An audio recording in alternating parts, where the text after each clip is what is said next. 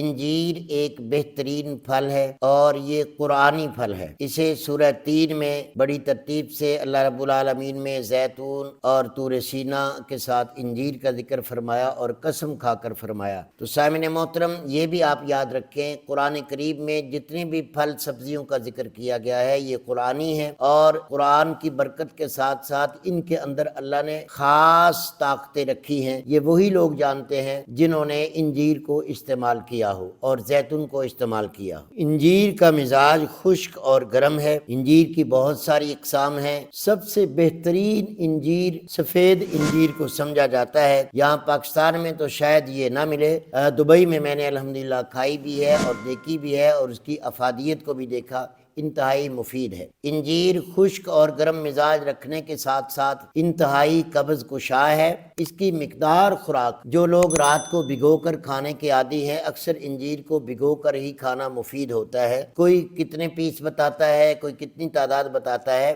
جتنی مقدار ہضم ہو جائے اور ہضم ہو کر آپ کی قبض کشائی کر دے، 8، 10، 12 پیس بھی انسان کھا سکتا ہے۔ یہ ایک پھل ہے اور غذائی اجزاء ہیں اس میں زیادہ، یہ غذائے دوائی ہے، اس لیے اس کو استعمال کیا جا سکتا ہے۔ بچے، بوڑھے، جوان سبھی استعمال کر سکتے ہیں، لیکن انجیر کے مزاج کو دیکھتے ہوئے۔ انجیر کا مزاج خشک اور گرم ہے، اور اسی نسبت سے سوداوی اور بلغمی جو مریض ہیں، یعنی خشکی کے مریض اور بلغمی مائی مادے کے جتنے بھی مریض ہیں، وہ انجیر کو استعمال کر سکتے ہیں، ان کے لیے مفید ہے۔ مطب ابن طبیب پر free online check up کیا جاتا ہے۔